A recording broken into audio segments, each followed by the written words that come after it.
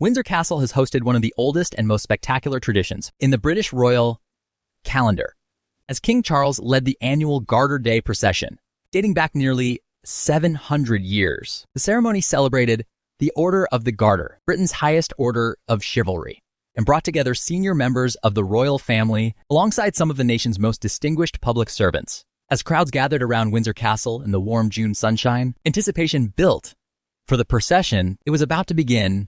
The day's events had begun behind closed doors. Inside Windsor Castle, members of the order spent the morning attending official engagements before changing into traditional robes associated with Garter Day as preparations were completed.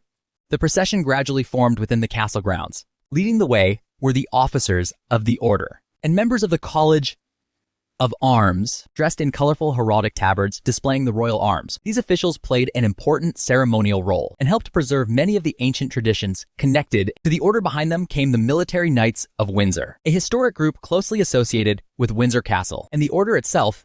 Following them were the Knights and Ladies Companion of the Order of the Garter. As the procession emerged into public view, familiar members of the royal family began appearing along the route. Among those taking part was Prince Edward, Duke of Edinburgh, dressed in the order's distinctive dark blue velvet robes and ceremonial hat, adorned with white ostrich plumes. Not far behind him walked Princess Anne, the Princess Royal, whose decades of public service had made her one of the most respected members of the royal family. Prince William, the Prince of Wales, also took part in the procession as heir to the throne. His participation attracted considerable attention from royal watchers gathered at Windsor.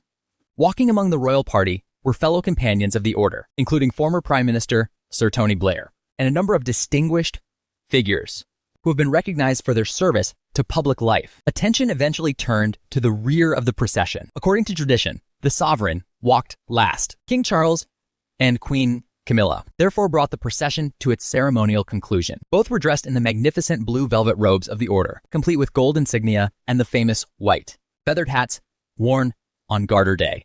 As they appeared, applause spread through the crowds gathered along the route. Many spectators had waited for hours to witness this moment. The king acknowledged well wishes as the procession slowly began making its way towards St. George's Chapel. The route itself was not especially long. Every step carried historical significance. Generations of monarchs, knights, and ladies had followed the same path before, attending the annual Garter service. As the procession moved through the castle grounds, visitors were treated to a remarkable display of royal pageantry. The deep blue robes were contrasted beautifully with the stone walls of Windsor Castle. Sunlight reflected the gold insignia worn by members of the order, while the white ostrich plumes gently swayed as participants advanced toward the chapel. This is one of the few occasions during the year when the public can witness such an elaborate royal ceremony. At close quarters, the procession eventually reached St. George's Chapel. The historic chapel had served as the spiritual home of the Order of the Garter for centuries and remains one of the most significant royal buildings in the country.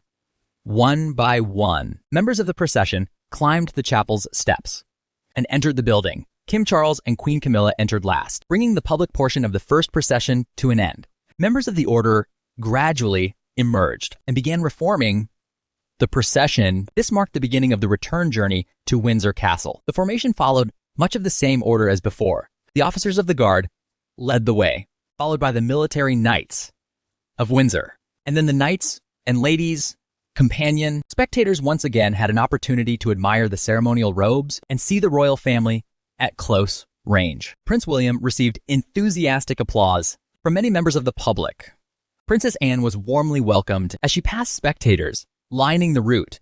Notably absent was Andrew Mountbatten, the former Duke of York, who did not take part in the public procession. His absence ensured that attention remained firmly on the working members of the royal family and on the institution of the order itself. Towards the rear, King Charles and Queen Camilla once again became the center of attention. As they made their way back through the castle grounds, the atmosphere appeared slightly more relaxed following the completion of the service, and many onlookers enjoyed a final opportunity to watch the royal party. As the procession returned to Windsor Castle, the walking portion of the Garter came to an end. However, the day's ceremonial events were not yet over. Waiting nearby were traditional horse-drawn carriages that would transport members of the royal family through the castle grounds. King Charles and Queen Camilla boarded the lead carriage, while other senior royals took their places in those following behind. The carriage procession provided a fitting conclusion to one of the monarch's most historic ceremonies, from the moment the procession formed within Windsor Castle to the walk to St.